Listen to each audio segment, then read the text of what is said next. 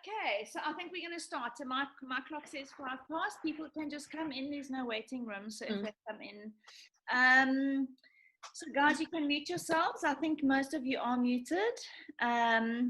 Corli and I are going to chat. I decided. So welcome everybody. Thank you for coming and spending your Friday afternoon with us. I know that time is so precious, and I really hope that today that you will just walk away with something that is, well, I know you will, because I know Corli, that you will walk away just with something that is inspiring, something to think of, something that you've learned just on your journey towards being healthier for yourself, for your family, to help your community, people around you. And that's to just be a blessing to others, I suppose. And so I decided, for those who don't know, I got into essential oils and sort of have been on my own health journey for almost 2 decades now. And I do these little Friday afternoon classes on different topics. They're always free, and they essentially are meant to inspire and to help others. And today, Corli very graciously agreed to let me interview her. She is probably one of my most important health mentors. She's taught me so much.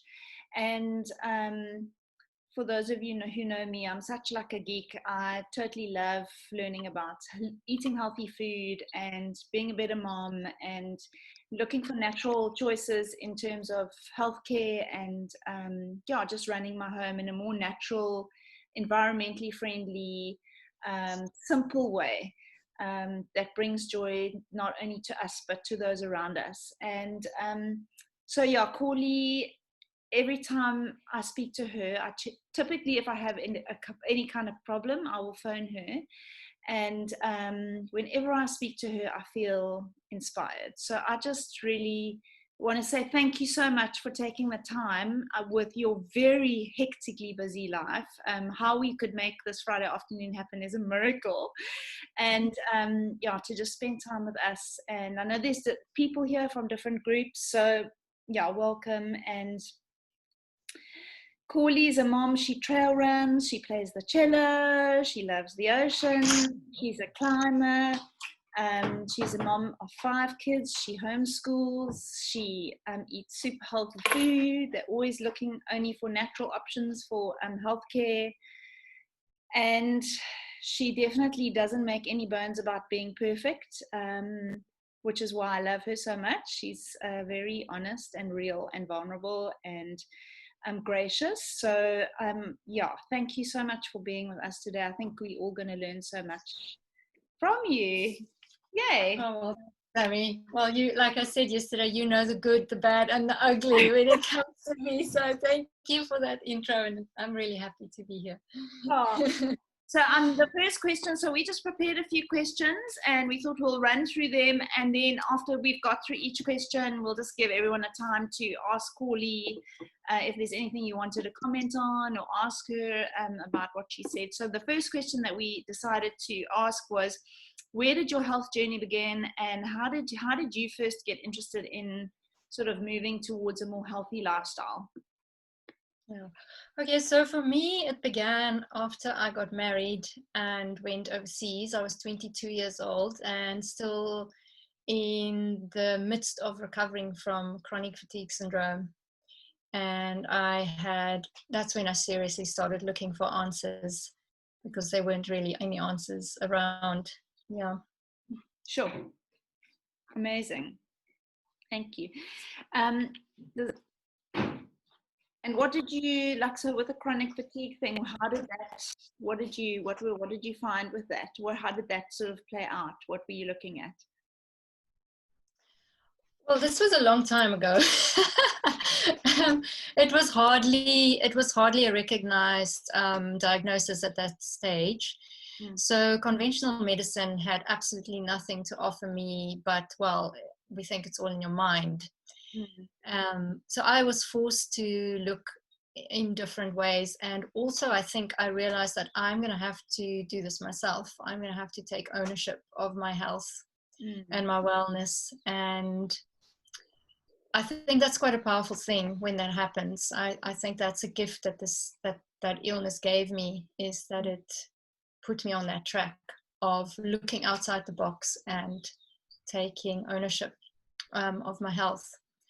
And, you know, we went to Canada. I found the help I needed. It really gave me a boost. It was a naturopath.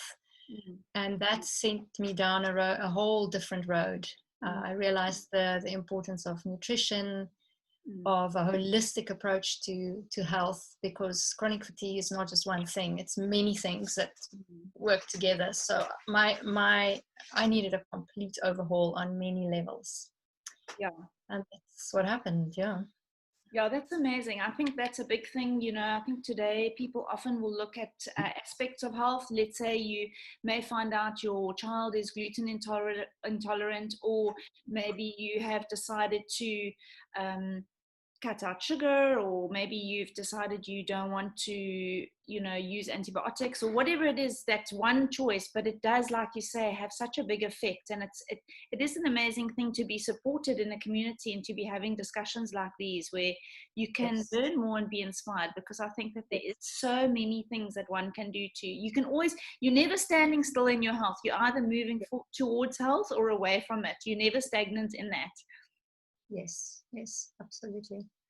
Okay, so the next question we had was, how did you, so you started off in Canada, you had chronic fatigue, you got involved with a naturopath, and then at what point did you learn about essential oils, or how did the road travel from there down to essential oils? So we came back from Canada and we lived behind the green curtain, you know, in the South Peninsula. And discovered health shops, and they sold oils and they smelled really nice. And I couldn't tolerate perfume at all at that stage. So I was naturally attracted to them. I love nature, and these little bottles filled with nature with possible health benefits attached to them, I was hugely attracted to that. So I started just using them. It was all lavender in the beginning, like most of us. Yeah. So I used them for a couple of decades, on and off here and there. But only really once I started using the doTERRA oils that I really dive into what oils can do for you, when I saw the kind of results I was getting. Yeah, I think my experience with oils was similar. I'm sure there'll be many here on the group who maybe are either in that place or have been in that place where I was trying a few years ago, when I was very involved with doing homeopathic medicine with my kids, because I didn't want to go down the path of sort of just conventional giving them loads of antibiotics, because I kind of felt I wanted to save that, so that if we needed the antibiotics, certainly in my case, so I've got two in my family with chronic they're chronic asthmatics. So I really wanted to make sure that if I needed to use an antibiotic, that it would work well and quickly, and that I would try and use natural things. But for me personally, I found my journey was frustrating, because I sort of would go to the health shop and I would get tissue salt and I would try lots of things, and I'd spend a lot of money and the stuff didn't work. And I think for me that actually happened a lot with oils as well. In the beginning, I was using oils that were definitely probably not as pure and as powerful as the doTERRA oils, and I was frustrated because I enjoyed the smell of them but didn't feel the therapeutic benefit of them. Yeah, so I think when I got involved with the doTERRA oils, they were just so safe, effective. That's different ballgame. Yeah, it literally just changed our life, especially with the kids. Yeah. So what has been your most amazing sort of oil experience? What can you share with us about that's really made a big impact for you or your family?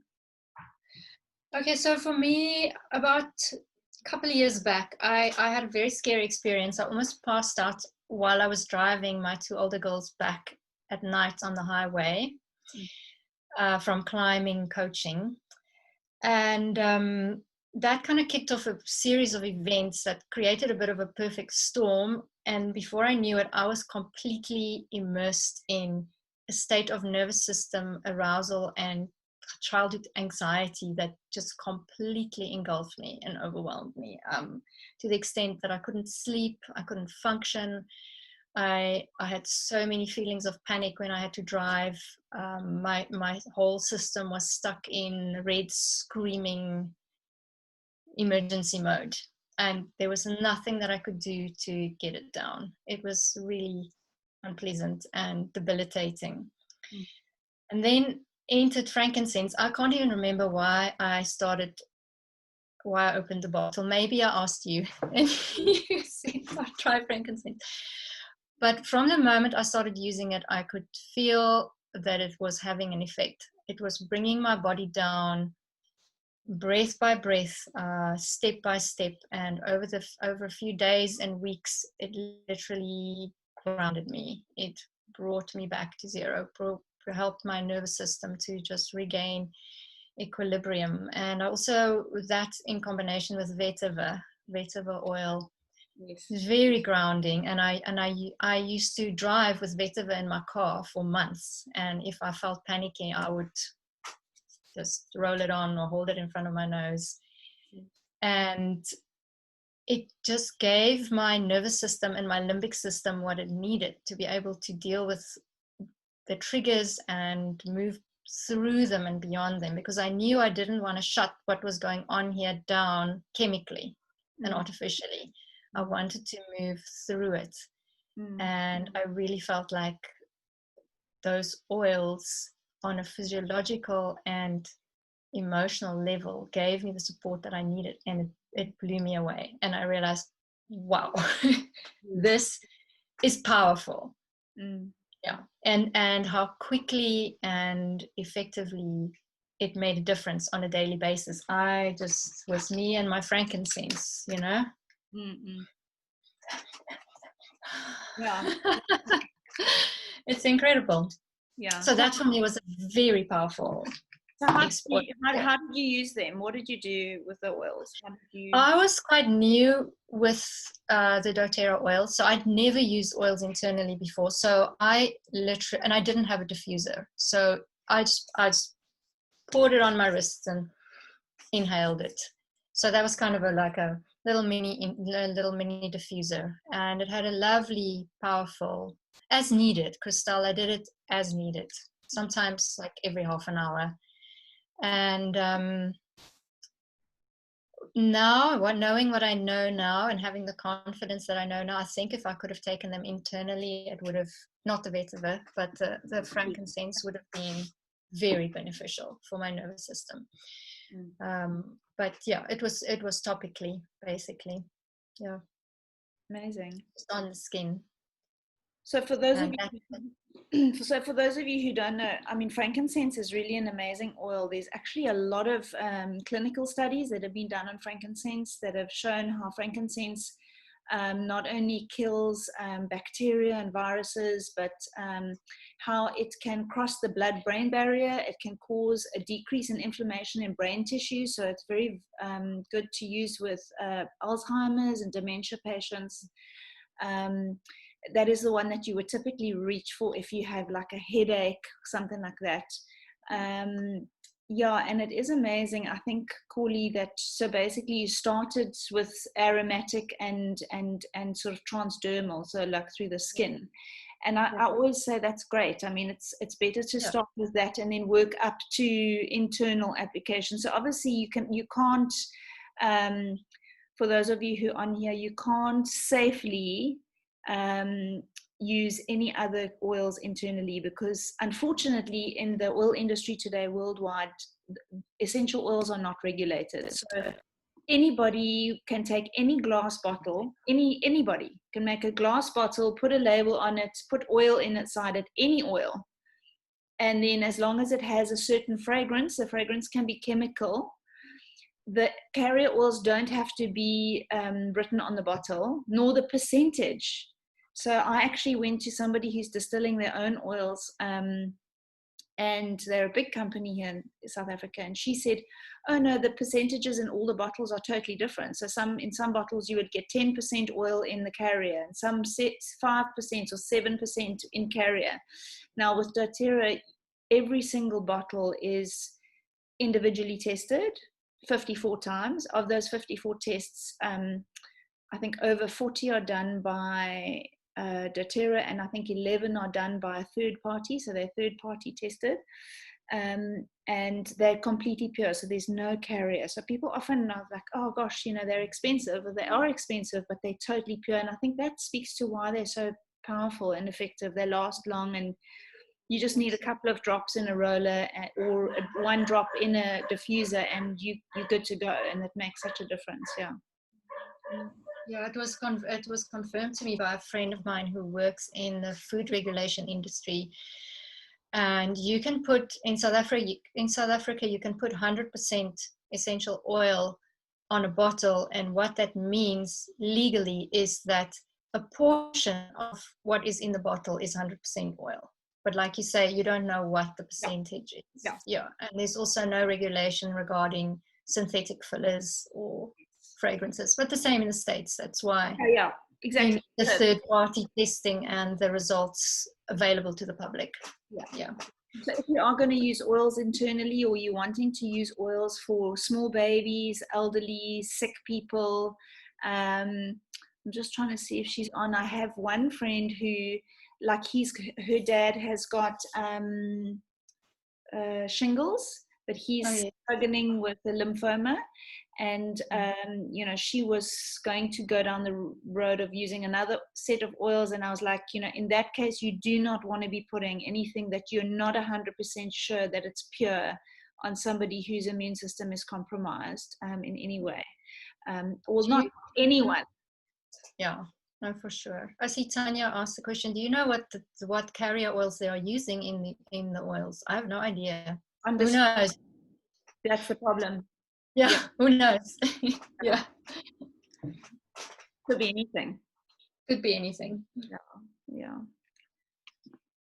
Awesome. Does anyone have any questions at this point? Okay, so our questions were, how do you use your oils now? Okay, so just generally. On a daily basis. Okay, so I use some every day internally. This is olive oil with copaiba, frankincense, and juniper berry. It's just oils that really work for me. With my background of chronic fatigue and sensitive nervous system. I don't know if any of you have heard of HSPs, highly sensitive person. It's actually a thing. You can Google it. So I have the nervous system of an HSP. So this really helps me stay healthy, stay grounded. And it's just a few drops of oil and the rest is olive oil. So it lasts a long time. It's very safe. I take that every morning. Every evening, it's me and my sleep roller. Okay. It really helps me sleep and sleep better. It's got serenity, cedarwood, copaiba, and vetiver. And now during this whole virus thing, I've made an immune roller. So there's one for little kids and one for bigger people. So we use that most days. Okay. And then other than that, I use it when I green clean. I use it in my water, put it in JB's water. Mm-hmm. Which ones do you like in water? I love tangerine and wild orange. Yes. Also like bergamot. Yeah. For JB, I've got wild orange, and it's got a little bit of copaiba and frankincense in it. So I just put a drop of that. With water. Okay, that's interesting. Yeah, so and it smells incredible if you put it in your diffuser. It is such a nice combination. Also, because it deals with inflammation, it works on the cellular level. Frankincense basically is good for anything you can imagine. So I enjoy that. What else do I use on a daily basis? I use it when I cook. It's great for cooking. A little bit goes a long way.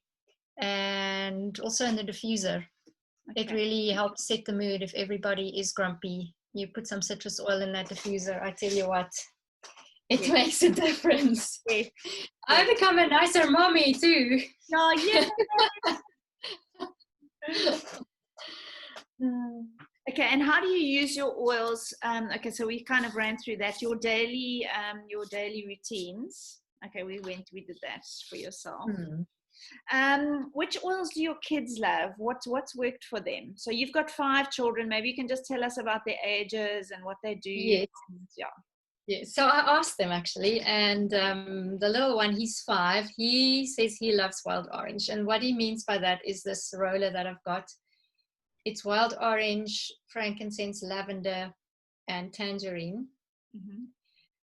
And it's my secret weapon because, you know, for kids that want to squabble or throw tantrums or have to sit in the car for 7 hours and the elbows are touching, or like when I drag a 2, 3, 4, 5-year-old, however old he was, to a climbing competition for 12 hours, this just is magic.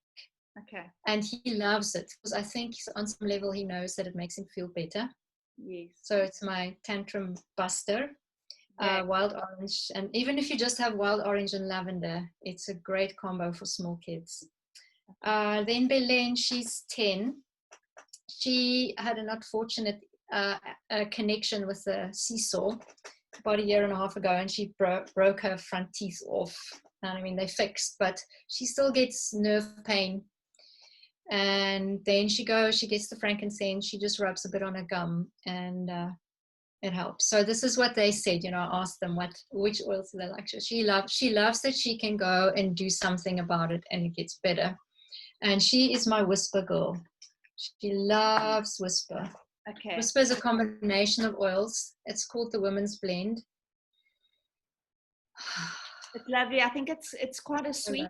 I think it's quite sweet, lots of florals.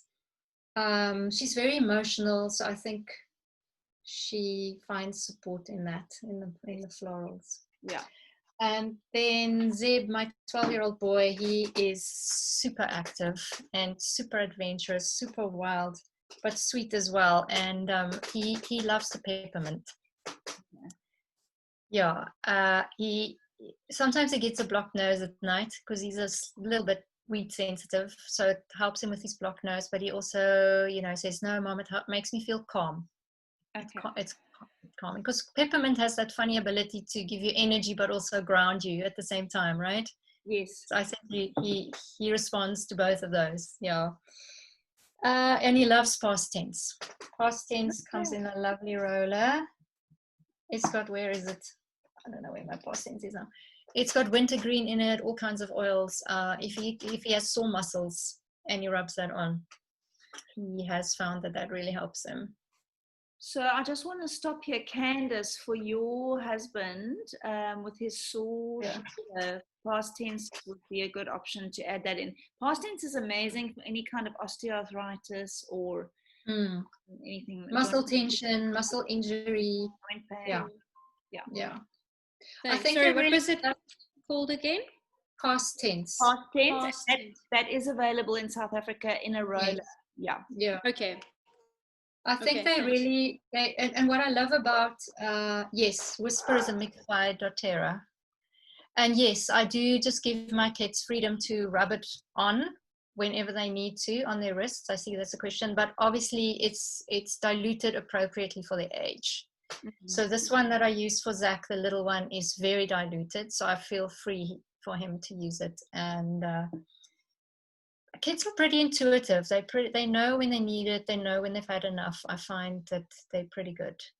And Whisper is a mix by doTERRA. Whisper comes pre-diluted, I believe.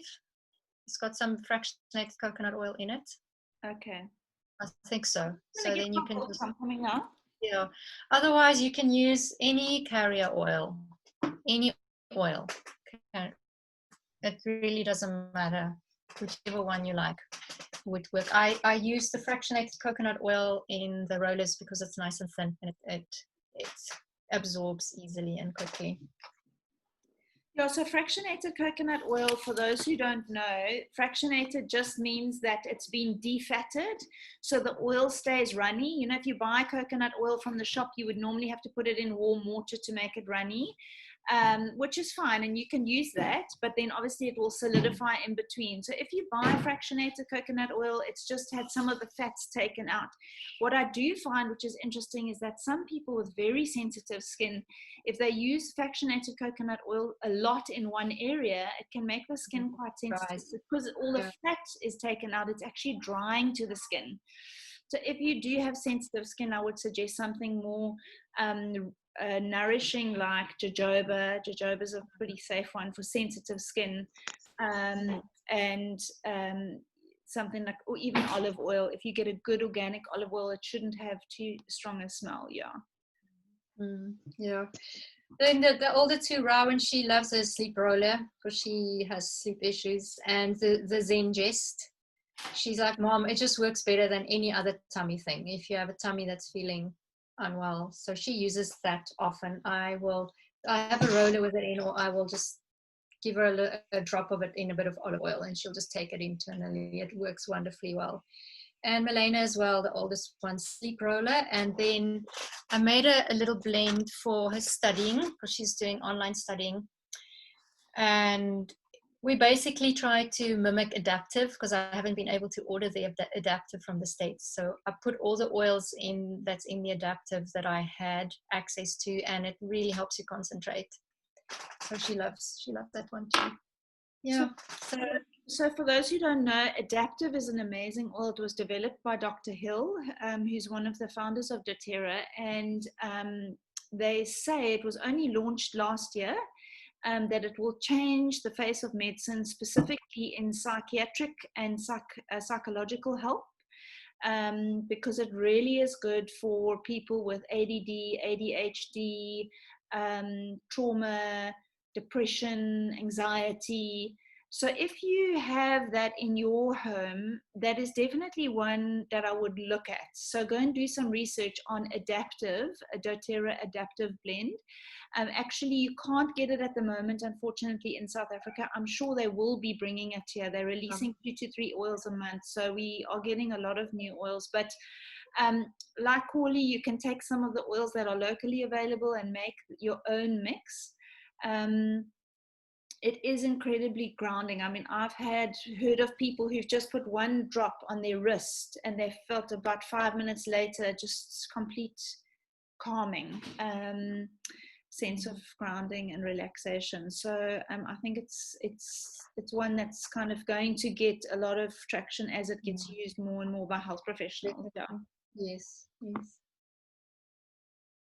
So for those who are interested in Whisper, so one of the Whisper's got patchouli, bergamot, sandalwood, rose, vanilla, jasmine, cinnamon, vetiver, and lang lang in it. Most of those are actually not available in South Africa yet, but we do have lang lang, and lang lang is such a powerful oil.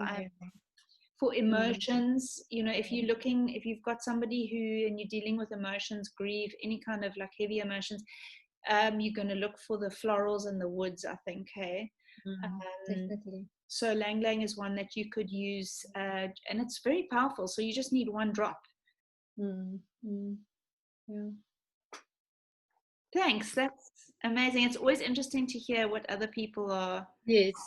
What the kids love. Okay, so for those of you who don't know, Corli's 2 of her girls are Springbok climbers. They're a big rock climbing family. They really epitomize that Patagonia vibe. I've been to climbing gyms with them, and I always thought that I'm so cool because I can surf and run on the mountain, and I do my own thing with my kids. And then I got there and I was just humbled because they climb up these things like little spiders going up a wall, and I just couldn't do it. You need a lot of strength to climb. And her girls are internationally acclaimed climbers. They are amazing. So, I mean, my question is, how do you stay healthy when you're competing? I mean, obviously for you guys, your girls are competing overseas, and locally, and that's a lot of time either in climbing gyms or with other people. And I know that obviously you can't compete at that level and do well if you're not feeling well. So how do you kind of manage that, not only from a perspective but just holistically as well? Yeah, the competition season is long and it's intense. So there's three aspects really. You don't want to get sick, you don't want to get injured, and you need to handle the pressure. I do use oils for this a lot, especially the pressure. We'll diffuse a lot of citrus oils, very uplifting, very calming. The sleep rollers really help just to get solid sleep in. I mean, they never sleep before the night before much anyway, before a big competition, but at least you've got that base of sleep. So I use the sleep rollers. We about a month before a competition, then it's all systems go to keep everybody on track. So in that month when we do homeschooling, I prioritize outdoor time over academics. So I make sure that there's unstructured nature time. We'll go up the mountain reserve and just swim in the river for the whole day or half the day. Make sure that there's lots of walks, lots of outdoor time, because it's a major de-stressor. It's an immune boost. You're getting vitamin D, you're grounding, you're breathing that microbiome, everything that goes with being outside. So that is a big help, and also helps them sleep better. So usually the day before a competition, we spend the majority of the day outdoors somewhere, chilling or hiking or something. Okay. I'm not getting sick. You know, you got to have kind of a base level of healthy living. And then we just ramp it up a bit more the month before. So all the obvious things: eat healthy, eat green, no junk food, no sugar, no processed food. They're pretty in tune with their bodies, so they know what makes them feel good, how they have to eat to feel good and have energy. So they're also old enough now to make a lot of those decisions themselves, and I try and cook what they need. And then the whole family just eats like that. So, and it's amazing to see after a month of living clean like that, how much better and happier everybody is. There's less fighting. Everybody is more energetic and happier. It's been a real lesson for me to see, wow, it actually makes a difference what you do on a daily basis. We also use the On Guard every day in that month. And if anybody wants to get sick, I will give them a drop of On Guard, frankincense, copaiba, and a citrus oil in a spoon of olive oil, and just have it down the throats. Okay. Yeah. Amazing. And that just like stops anything that's brewing right in its tracks. Yeah. And if they really feel like they're getting sick, we just bring out the big gun, the oregano. Yes. The oregano oil, and put a drop of oregano oil in it, and I found that super effective. And the other thing is, then you don't want injuries. So I think the biggest thing with preventing injuries is I'm really very careful to make sure my kids don't overtrain. So they generally train less than their peers. Okay. And sometimes it's hard for them, but I think they've not also seen how injury-free, where's the wood, touch every piece of wood I can find, they have been. And I think it's important to lead yourself in the way you lead your children, you know, to stand up for what you think you believe in. And luckily, I mean, they've got 3 coaches, and they are very on board with that. They are very happy to work with what you think the kids can handle. And then also body work, making sure they get some kind of body work, body stress release or whatever, if there's any kind of tension or stress or sore muscle, that really helps. And then once again, the deep blue and the past tense oils are fantastic for stiff muscles or pulled muscle, really helps them recover quickly. So it's a big thing. I mean, you know as well, you have kids also who compete at national level. It takes a lot. Yes. But it's good habits. Yes. It's good habits, and it helps them be more in touch with their bodies, I think, because they can see the difference that it makes. Also, peppermint's great for focus and for energy. So they each have a roller that they use during competitions. Okay. Yeah. I think I'd like to know more about the body work. So tell us about what kinds of things you've used with yourself and the kids. What type of things has worked for you? Okay, so for me, body work. So I think whenever we experience trauma, what basically happens is we get overwhelmed by the sensory input, and there's a little bit of dissociation from your body. You have to switch off a little bit to enable you to cope with the trauma. And trauma can come, we're all traumatized. We don't all have PTSD, but we all are, because even small things to a child can be traumatizing. And I think some people store more of that trauma in their bodies than others. So I really benefited from body work. I think I really needed to reconnect with my body. So I've done body stress release for years. I used to have chronic neck aches and headaches, and that sorted that out. Alexander technique's been amazing for me. I had that right through all my pregnancies, and really helped me not to have backache or anything like that. And I've recently discovered fascia therapy, which is also very powerful for releasing held patterns, neural patterns of trauma. Yeah, so definitely worth exploring. It's really interesting. I know I see Christelle's got some questions. We'll get to them now. I've seen them.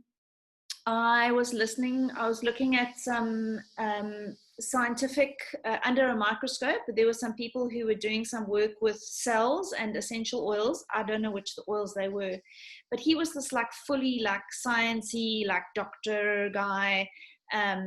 And he was basically, you could see the little cells moving, and they were trying to come in and connect with each other. Anyway, he basically explained this thing that on a cellular level, your body, like you say, you get these traumas, memories, things happen in life. We can't control everything. And you have these breaks and pauses in life that go on. And often we get on with it, and then we carry on with life, because, you can't stop over every tiny thing, but they're stored, like you say, at that cellular level. And that, with environmental toxins and whatever else, actually make those little receptors where the cells are coming down quite dirty. They make the cells actually dirty because they hold these memories and change the shapes of the cells.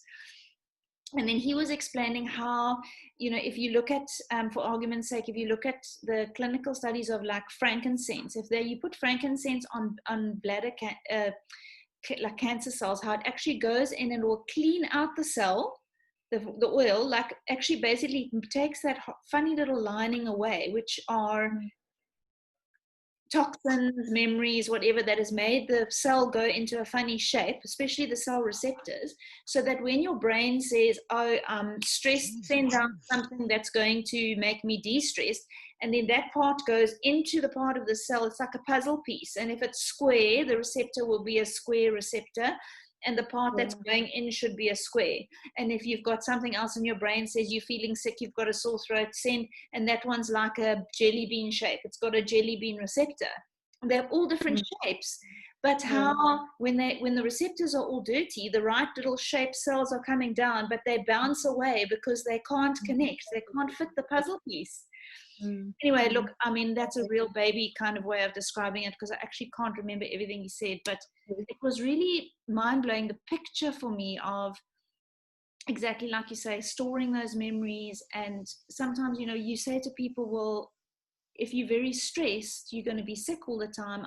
Everyone knows that stress makes you more acidic, but actually, even on that level of stress changing your cell receptors, and the most amazing thing is, with things like body work, essential oils, they actually literally can change you at that level, so that you can, your body can do, your body's always trying to heal, to get better. Bodies are amazing. Bodies heal all the time, and bodies can heal incredibly if they get a little bit of help. Yeah, exactly. And vitamin N, you mentioned that, the unknown vitamin nature vitamin N is what I'm saying. So good. Okay, Christelle had a question. She said, what are some basics that are good to start with? Some basic oils?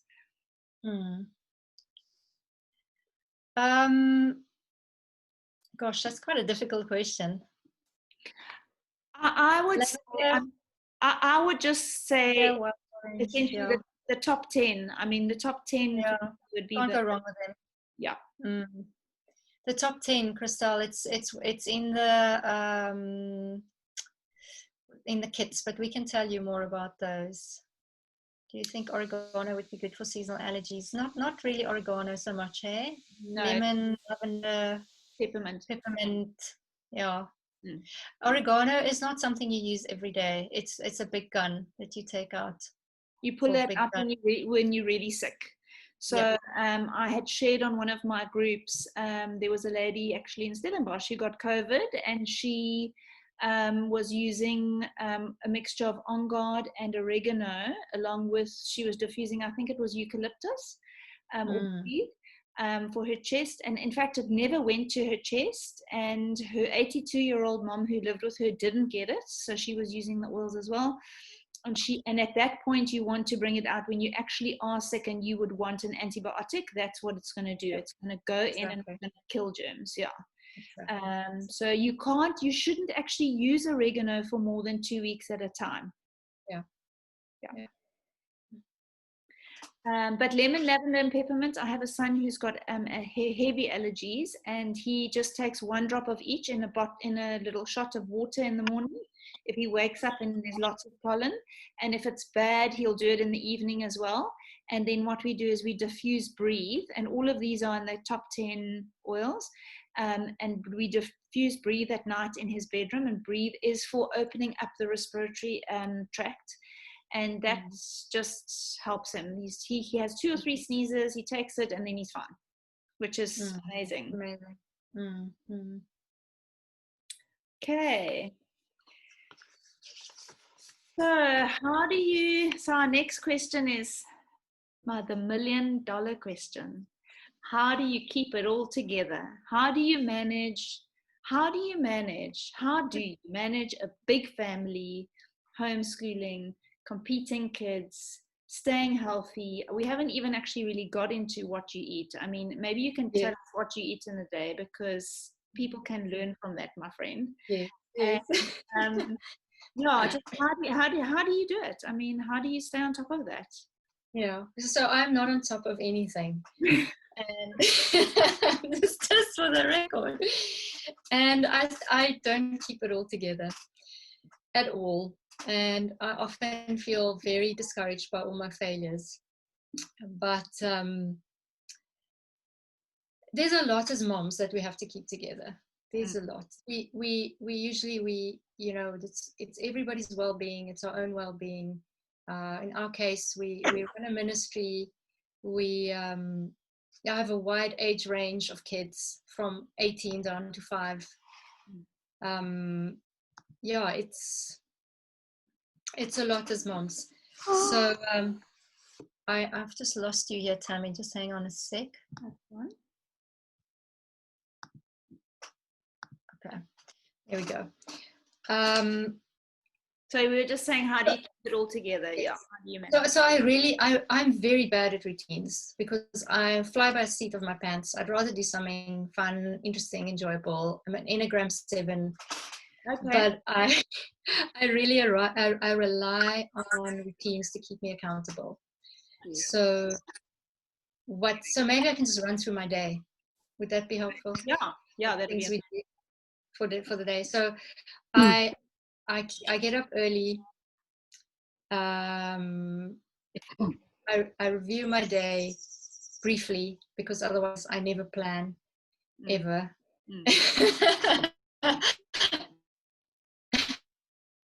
and I spend time with God. It makes a difference to my day. That is a priority for my day. If I don't do it, things fall apart spectacularly. So that's the first routine that I stick to even when it's hard. And thankfully I've had 5 kids to train me to get up even when you don't feel like it. You just kind of get over it and you just get up and do it anyway. And then I move and I get outside. If I've planned my day a little bit, I've spent time with God, I get outside and I move my body, then I'm a person, then I can face the day. And I think it's really important to move your body in a way that makes you happy, that gives you joy. So exercise is important, but I also think exercise should be fun and enjoyable. So find something that gives you joy. Then I can come home, I can wake everybody up, I can be present to whoever needs me, we make breakfast. The other thing that's important for me in the routine is to have connection points with people. People say to me, how do you cope with 5 kids and with them all the day? But my default is disconnection. It's easy for me to disconnect. So I need the presence of the people around me, so to stay connected. So breakfast time is connection time. We pray for each other, we're together, we talk about the day, we clean up together. And then it's school time. And I think for school, what helped me a lot is I have a minimum amount that I have to get done every day. And I know that even on a really bad day, I can get that, I can do that. And I do it in the same order every day because my brain can't deal with deviations and I get distracted easily. So same little train that I get on every day, and I know that if I've done this good, then my kids are not, I'm not failing them, and anything else I get done is a bonus. I really think we have a very good family friend, and she's Greek, and she always used to say, when the going gets tough, the tough lower their standards. I like that. And yep. So I think it's taken me 5 kids to knock down my perfectionism and realize getting a little bit done badly is much better than getting nothing done. And you can actually you can accomplish a lot in life and in the world by showing up and doing a little bit, like 60%. That maxim, it takes you 20% of effort to do something 80% well, and then it takes you another 80% of effort to get to 100%. Yes. So quite honestly, I'm aiming for 60. If I hit 60%, so I'm hoping with a 5% or 10% effort, I can get to 60% output, and I'm good. Because I know that if I try and aim higher, I'm going to do nothing, and I'm going to be very depressed and very angry and very unpleasant to live with, because then I start taking it out on the people around me because I feel like a failure, shouting at everybody else around me because things are not perfect, but actually, things are okay. So same with meals, I really try and do meals on time. And that is something I have to consciously work at all the time, because if I'm busy with something interesting, who needs to eat?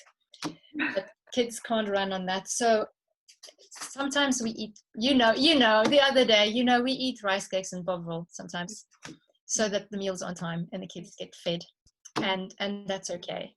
Same thing, if you eat healthily 80% of the time, you're doing well. So if you eat 3 meals a day and 1 snack, and one of them is unhealthy, it's fine. Or you eat healthily 6 days of the week and 1 day of the week you don't, it's fine. So I think that's helped me a lot to keep things together. I think one of the things that I've seen, that I've observed in your life, which I think is something that's maybe not as easy for everyone, but it's really good, is that you don't have to be perfect, and sort of finding that balance between striving for good but not judging yourself when you're not, it doesn't, I think that thing that you say is a lot of people get stopped by, okay, I need to be healthier. I can't do that now. It's too big, so they do nothing. Yes, exactly. What would you say to someone in those shoes? What would you say to somebody who said, let's say I'm unwell, I'm chronically ill, but I just can't make the changes. It's all too much for me. What would be your advice to get started? I really think there's a lot to be said for small steps. We despise small steps and we despise small changes because we want to change our health or our life or whatever. But the thing is that one small step takes you to another place. If you've taken a small step forward, you are not in the same place as you were before you took that step. And the moment you're in a different place, it suddenly, and there's another step that is now possible that wasn't possible a step back. So I think the smallest change that you can make for your health, do it. Even if it is like, I'm going to eat 1 chocolate bar today from now on and not 2, or whatever it is. I remember when I really got this concept, there was a woman whose blog I used to follow. She was very unhealthy,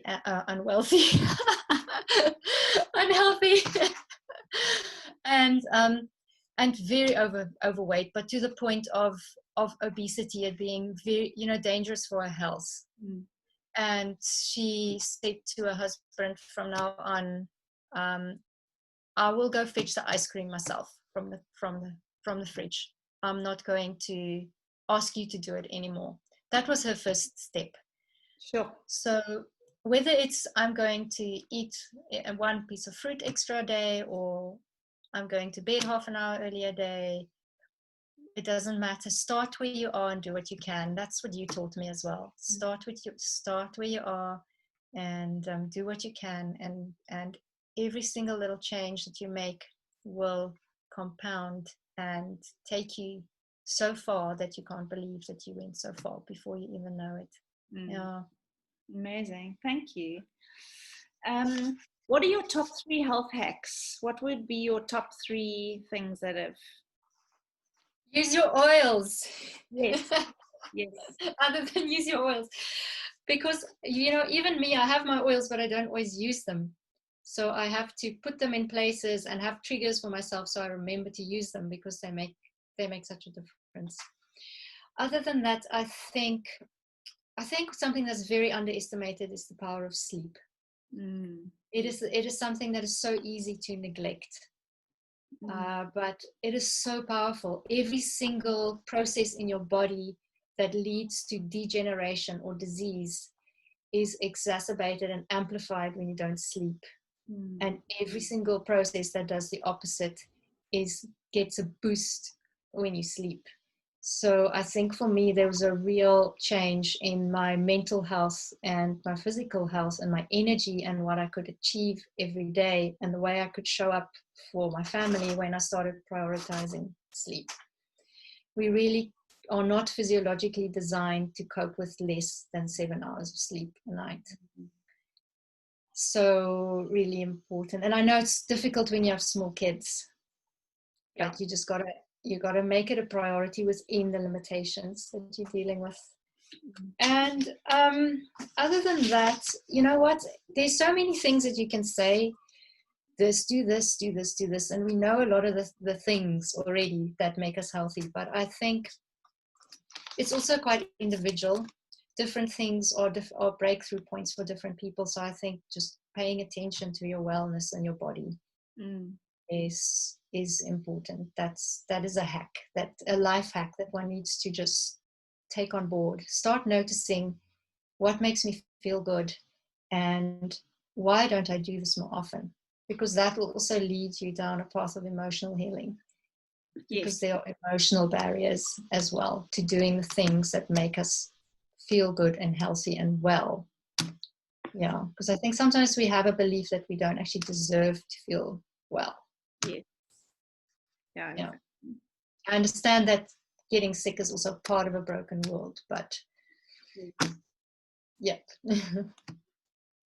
What do you do to take care of yourself, like for you personally? So for me, I think the biggest thing was I had to learn to handle stress better.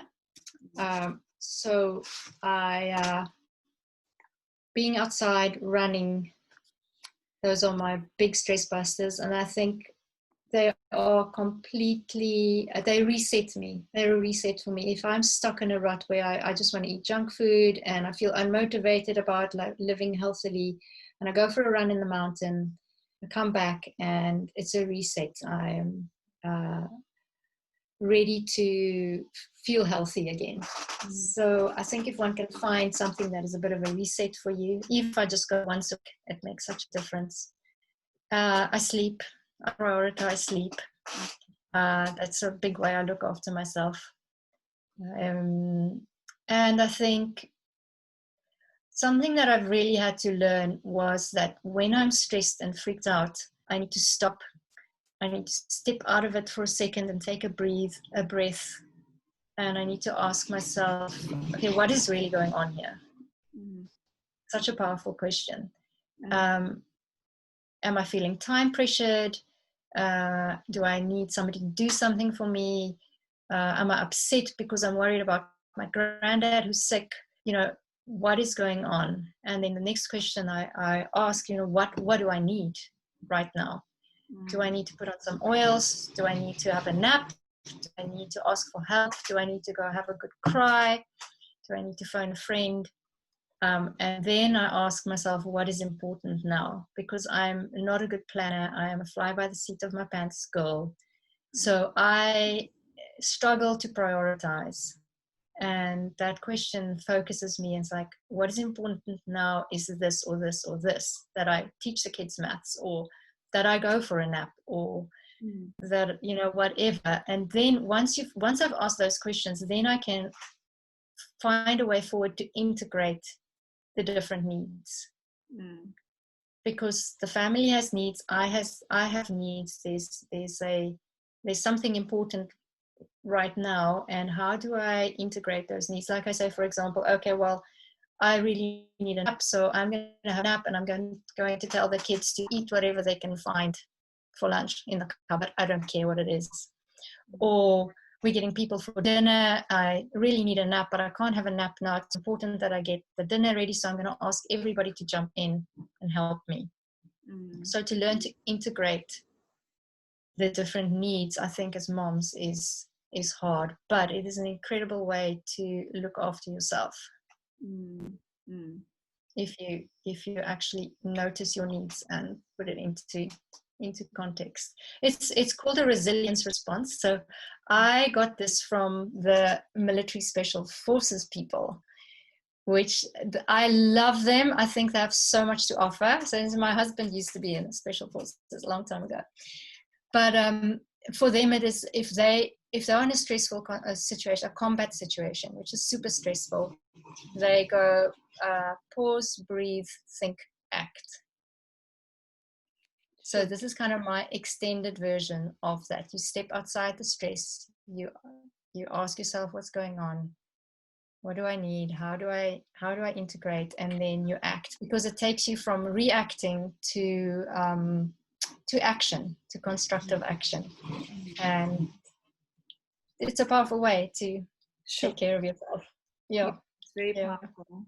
Wow. And the other thing that I learned is something, it's a phrase that stuck with me, and it says, stay close to soft tears of futility.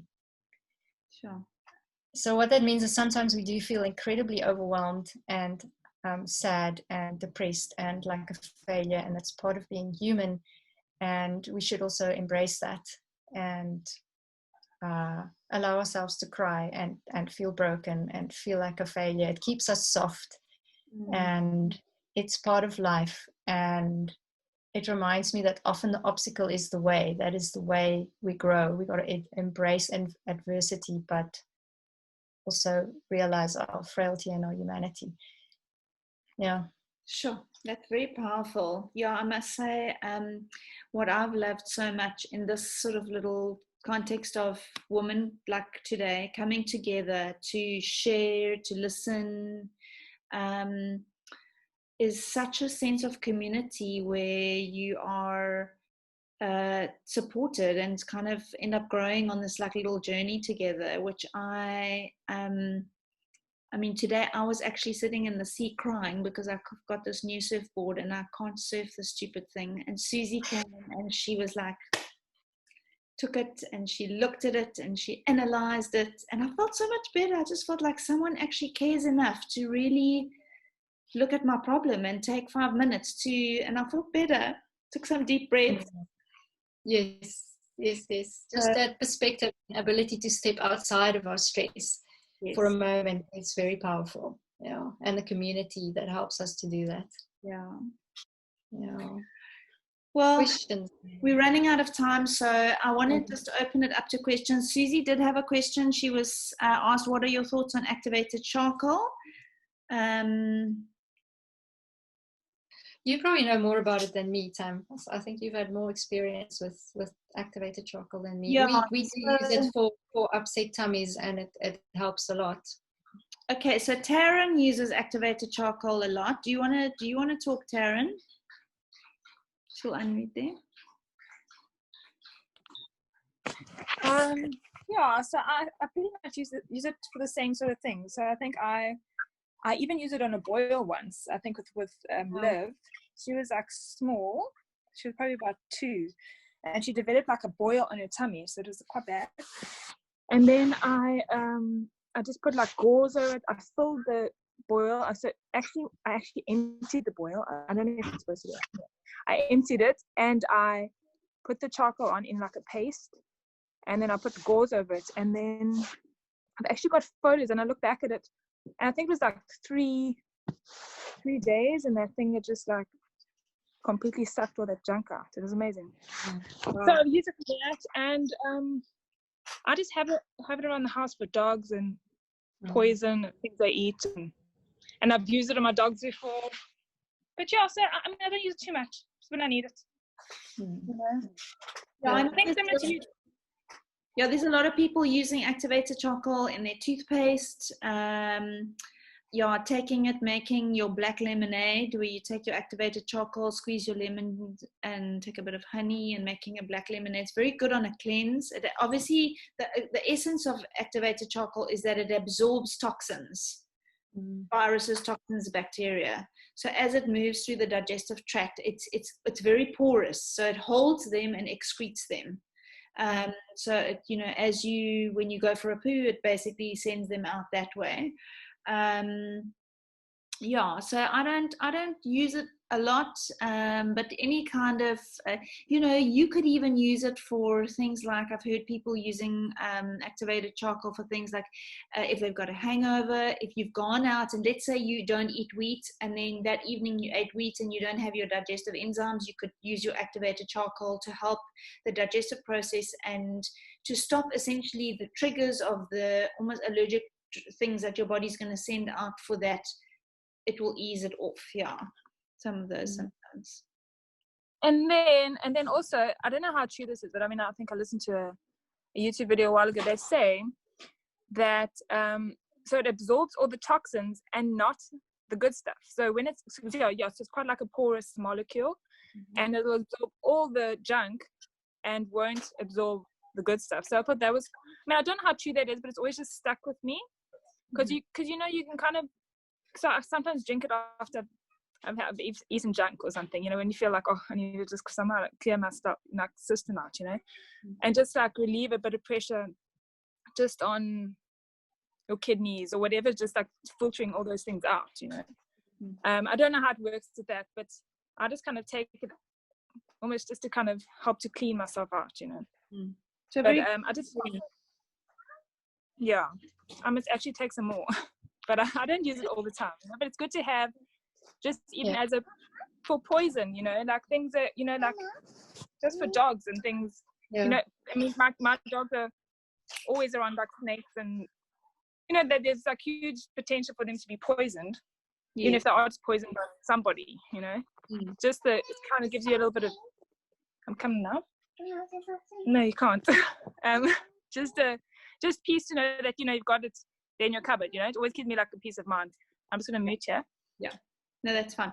Yeah, I think also like tummy bugs and that type of thing, we'll go for Digest Zen on the tummy, and yeah, a bit of activated charcoal in some water. For small children, you can put it in some apple juice in a sippy cup. Yeah, just use a smaller amount. I think earlier someone had asked about what were the sort of main oils to start with. I think, so doTERRA does which really, I mean, for me personally, when I started, I had bought a few oils, one like that. And then my birthday came along and I said to my husband, just like buy me some kit, just get me started, because I knew I needed just a few. Because if you've got like one or two, whenever you go and look up, I've got a cut or I've got a headache, there's a whole lot of stuff that you need. And so I ended up not using the oils. So he bought me the top 10 kit, which were, it's frankincense, lavender, peppermint, lemon, breathe, on guard, oregano, and tea tree.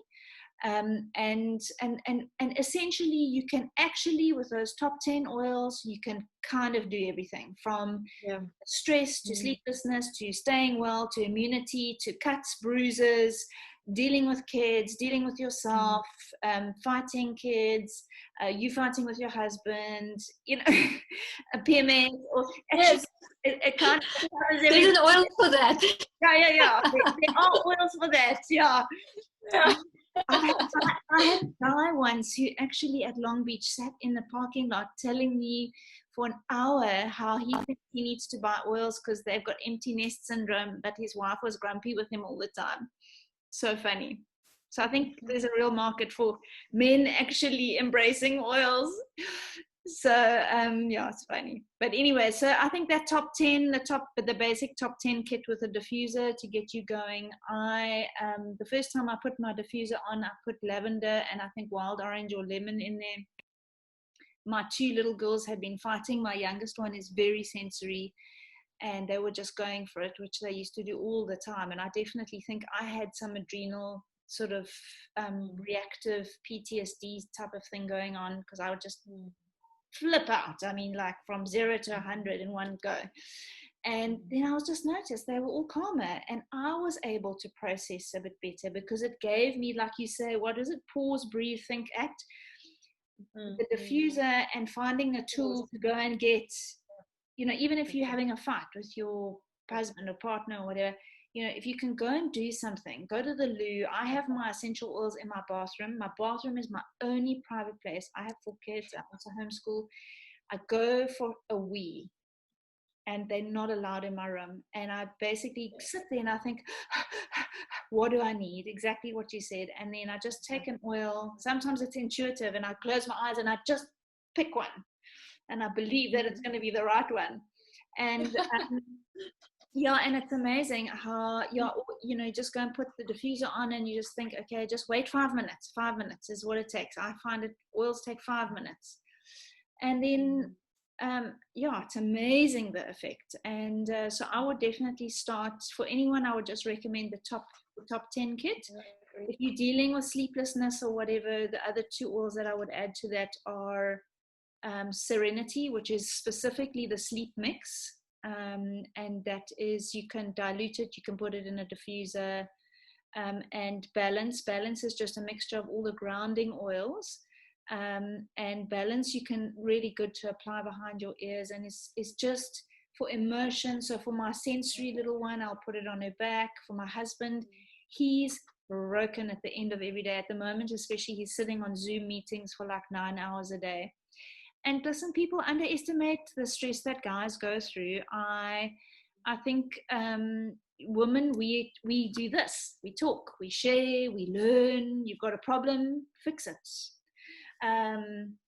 But with guys, they don't talk about their problems. They don't have that communal sharing thing going on. They don't admit to their weaknesses because they were created with an ego. Which makes them so amazing. But the downfall is that when they're stressed, anxious, tired, they just go harder. instead of breasting or whatever. And the oils are an amazing way to counteract. For my husband, literally, he has got his own balance and his own frankincense, and he's got his own sleep roller. And actually now he's taken his own on guard as well. Tammy, just on that, because I also have a husband who, I think he works in, I think you know, Tam, but just high risk security environments. So I mean, his stress levels are huge, and a little bit resistant. And he's like a really proud Afrikaans man, you know. So I feel like it's hard. But if you could just tell me, like, so if you could give me like 5 top, or maybe like 3 top oils for men in that situation, what would, you know? I think I've given him balance. What else did I give him? I don't know. I think I think balance in general is quite a good one for corporate, you know. And I think just cleansing his body, you know, like I think that's a big thing, because he's coffee, like lives on coffee, you know, and that they all do. It's crazy. They all just run on coffee. Which, I mean, not that coffee is all Corli, moderation. what would you say? What would be your top 5 for JB? Okay, just by the way, my husband has caffeine in his veins. There's no blood. Yeah, balance, definitely balance. I've got the wild orange with a little bit of frankincense and copaiba in it. Find that really great. And like I said, I just put a drop or 2 in his water bottle every morning. I mean, I don't even think he knows. And you know, my husband he is happy for us to use oils because he can see it works, but he doesn't really want me to use oils on him. So it goes into his water, it goes into the diffuser, so the citrus oils, so the balance in the diffuser, and I find with time they actually like, wow, this works. Can you do something for my headache with your oils or whatever? I think lavender one must also not completely forget about, right? Yeah. It is so calming. And it's also called the poor man's frankincense. So yes, it's got that whole systemic thing going that frankincense has going. Yeah. So interesting. Lavender. And I wonder about peppermint. Peppermint? Yeah. Peppermint and water. Gives you a lot of energy, very cleansing, very good for the upper respiratory tract, unblock stored emotions. It's a grief. If they're in a grief, you know, in a situation where there's heavy emotions, you know, peppermint is definitely one that would be good to grab. And actually, I find a lot of guys love to have. I find peppermint too intense in my water bottle, but I find a lot of guys love having a drop of peppermint in their water. And I wonder, because he's also like leading all the time, so he always has to be, I suppose balance is good for that as well, but he always has to be like, he's always in meetings, he always has to be in control, you know. It's like always like, I don't know how he actually does it. I mean, I suppose they are designed that way, but it's just like, just to support him somehow. But I suppose, so you're saying lavender, peppermint, balance. What else to say? Those 3. Copaiba. Maybe even. Yeah, copaiba I feel like is also a bit like frankincense. You just throw it at anything and it makes it better. Yeah, copaiba. Yeah. Definitely. Yeah. Okay. So Christelle was saying, I've read that essential oils can also cause skin sensitivities. Do you have any experience with this? I've only had skin sensitivity, skin reactions when I used non-doTERRA oils, non-diluted. I know that, like for my daughter, she had a ringworm fungal thing on her body, and so we, you know, sometimes they can be really tenacious. So we ended up putting straight oregano on it, and after a few days, it did irritate the skin. But the oregano is a very, very hot oil, and then we just she just put a little layer of coconut oil on it first and then put the oregano over it. So I would say if you use oils that don't have other fillers in it, your chances of a skin reaction are lower. And then also, if you dilute your oils, I would say the chances of skin reactions are very, very low. In fact, I don't personally know anybody who's had a skin reaction with a diluted doTERRA oil. But different people have different sensitivities, so you also have to get to know your body and see how sensitive your body is. So I've had with one of my girls, I was using oregano, and oregano is a very powerful oil, and I was rubbing some oregano on her back. I think she was sick, and I'd obviously used a little bit too much, and what I found was she got red, sort of almost like blotchy patches on her back. And then I realized, and then she said to me, oh, it's itchy, you know, it gives you the funny, a tingling sensation. And obviously with essential oils, you can't wash them off because oil and water doesn't mix. So if you ever have that and you've applied too much, like let's say I'm quite liberal, I'll take the lavender, if I'm feeling especially if my kids are driving me nuts, I'll like throw some lavender on and I put it on my chest because I feel my stress in my chest. And then if you put too much on, you just take some carrier oil, fractionated coconut oil, jojoba, sweet almond oil, in a pinch olive oil, and just take it and rub it on. And you almost can't imagine how it would do it, but it just dilutes it, and almost immediately that reaction will go away. I have heard of people who are very allergic. So I'm talking about people who are typically have a very allergic system. So like with nut allergies, fish allergies, who sometimes are allergic to lavender. So lavender is one to just dilute and use carefully if you are a highly reactive person, very sensitive, or do suffer from allergic reactions, then lavender would be one that I would look at. But again, even lavender, you know, the hierarchy of using oils goes diffuse, aromatic first, whether that's in your hands or in a diffuser. Then the next level up is on your skin, typically you apply behind your ears, on your neck, the back of your neck, your tummy, the back of your lower back, the bottom of your feet.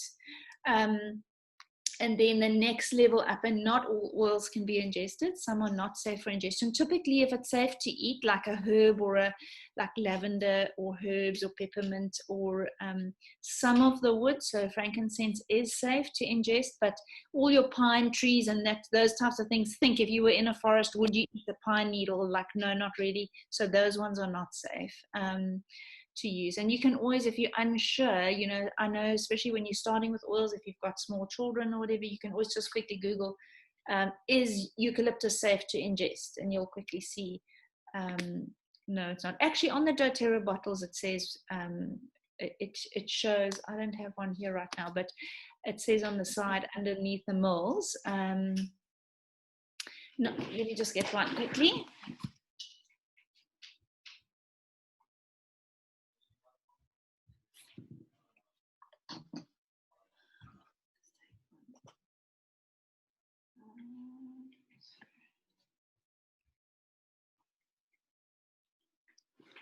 I haven't taken the right. Anyway, so I haven't got one here that's not for ingestion. Anyway, but you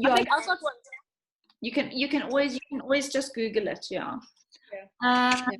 Can we buy? So Rulani's asking, where can we buy the oils? Where can you buy the products online? Yeah. So Rulani, I can help you with that. So you can sign up for your own wholesale account, and then you can buy it wholesale prices, or you can buy it through me at wholesale prices. Or I mean, if you just go to the general website, then you pay the non-wholesale prices. But yeah, so it's an online company, so you need to find an online avenue for that. Yeah, I think, when I started with oils, I bought a couple of oils I'd also like this gone to like a talk, and then I bought 1 or 2 oils, and then I decided to buy a kit, and I signed up with someone. The advantage of going with somebody is that as you're learning about the oils, you getting help. So you can message and say, hey, I've woken up with a migraine, my period's coming, which oils are good? And you're immediately so you enter into this little community and this relational sort of way of learning, which is such a beautiful thing. I think that has been one of the most amazing things in my journey. I've been involved in oils for a few years now, is just the sort of so we've got little smaller WhatsApp groups. There's a bigger WhatsApp group. So if you sign up with a kit, you can go onto that. It's all the people around South Africa using doTERRA oils. So this group is nuts. It's got like 200 messages a day on WhatsApp. So if you don't have phone storage, it'll crash your phone. But it's really amazing because you can go on there at 11 o'clock at night and say, my dog's vomiting. Can I put Digestin on my dog's paws, and someone will answer. So so I think the community the community thing is really nice. I think the other thing to mention is that if you're somebody who is interested in like sharing oils, like asking your friends and sharing it, and having something like this where you kind of are putting it out there and saying, hey, these are the oils that I love and I'm using these oils. There's a business opportunity as well to just, get your oils paid for. doTERRA is an amazing company. They basically have put it together in such a way that if you sign up with a kit, you can earn points on a monthly basis. So you get a percentage back of whatever you spend. If someone signs up with you, you get a small kickback from that. They also, if you buy over a certain amount of money every month, they give you a free oil. So there's a lot of, it's like a multifaceted, my husband always says, multifaceted company with a lot of benefits that obviously ultimately benefit them because they're going to be driving sales. But ultimately, they started off with an amazing process, people with great integrity. They're providing a product that's very pure, safe, and effective. As someone said to me once, using essential oils is like using something where you don't get side effects, but you get side benefits. So, like whatever oils you're using, even if it's like you're feeling a bit sick or got a sore throat, that oil also has a part to play on your emotions and on your systems. And I love that. Mm-hmm. Okay, I see Tanya's asking about oils toxic to animals. So I've actually done quite a bit of Googling about this, and I do not have a lot to offer. So, I mean, in the beginning, I was terrified about even diffusing while our dogs are around. But now I feel more confident about it. But yes, there are 2 oils that are toxic to animals, but I can't tell you exactly which ones they are. Okay. Do you have any info, Tan? Yeah, so if you, so it was Tanya who asked that. So you want to go and Google Dr. Roark. It's Roark. She's a vet overseas. She's the leading veterinary surgeon doing work with essential oils and animals and naturopathic care for animals. She is absolutely amazing. If you go onto her website, you can actually download, she's got a whole series of little courses, like mini talks that she's done. She charges for them, but everything from like $5 to sort of $15. I have people up in Joburg who are using her protocols with their horses, which is amazing. So I personally, so the biggest thing with animals is essentially, because doTERRA, it's much like with pregnant people, because doTERRA is so pure, as long as you're diluting, so we're going to start there at diffusing, being the weakest way of internalizing the oils. And let's say in the case of animals, if you're diffusing in a room with your diffuser, my diffuser's on here, you can see it going there. You can see how much. So if you're diffusing in a room, essentially what you want to do is have an open door or an open window so the animal can exit the room. So like I'm sitting in my sort of lounge, I've got an open plan sort of lounge, very untidy kitchen. But my cats can go to the back of the house. They could go out, and what's interesting, if you actually watch the vets work with animals, what they often do is when they're treating them, they'll open a bottle and they'll take the bottle to the animal, and you'll see quickly if the animal swings away and walks off, they say just don't use that oil on them. And the only one where there's a lot of research that's been done is tea tree. Like, so tea tree is said to not be great for cats. But again, even Janet Rourke will say, you know, if you do by mistake get some tea tree on your cat and you do diffuse tea tree in your house, it's fine. You're not going to kill your cat. It's really long-term, prolonged use in large amounts that's going to damage them. And there's a lot of oils that are amazing, for animals. I actually have a so Corli, I can send it to you. I have a download, like a PDF download on using oils with animals. My computer's just in to be fixed, so I'll get it back next week. So if you remind me, if anybody wants to, you could send it on to people either via email or WhatsApp.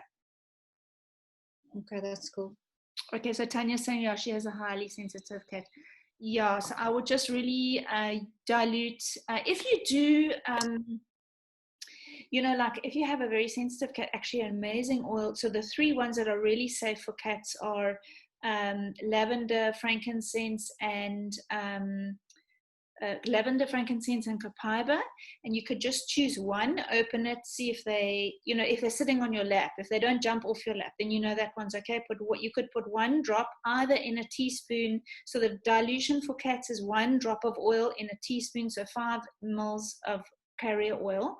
But what I do, which is another easier way to do, is you can do 1 drop on your hand, rub your hands together, air your hands. So you now, because that's called flashing off, the oil basically is evaporating. Stroke your cat with 1 of your hands. So you've diluted it by 2, you've flashed some of it off, and then you rub it on their back. And then they actually, because cats self-groom, they will then lick off the... So I have a very stressed out old cat, and I've used lavender and frankincense and copaiba with him successfully. I also have a family who had a cat recently who broke his paw, and they used oils to recover him. It was just at the beginning of lockdown. They didn't want to go to the vet, and they also were diffusing balance, and balance is a lovely one that cats actually enjoy. 1 drop in the diffuser. Yeah, so we'll send that on you. We will. Yeah, send that for you, Tanya. So, are there any other questions? You guys can unmute if you want, actually, if you don't want to type. Well, Corli, you're amazing. Yeah, the cat meowing if I unmute. Are there any questions? Okay, so I'm going to wrap it up. If you still have questions, you're welcome to stay on with us, because we'll stay on and chat a bit more. Corli, thank you for your time. Pause, breathe, think, and act. I'm definitely going to do that. I also really loved that mix that you made for JB and put in his water. I'm going to do that. And also, I think the other thing that I've really learned today is to think a little bit more seriously about sleep. I know lots of people have been struggling with sleep during the lockdown sort of COVID crisis thing. I think it's a deep sense of crisis, living in this crazy environment with being unsure of what's true and what's not true. And also trying to just filter all the information that's coming towards us. So I definitely think that looking at sleep more seriously is something that I'm going to take on board. And I just want to say thank you. I always learn from you. Yeah, it was great. And I did record it, guys. I'm going to stop recording now. I did record it. So, yay, hopefully it downloads, and then I can share that as well. So, Yay, thanks, Corli.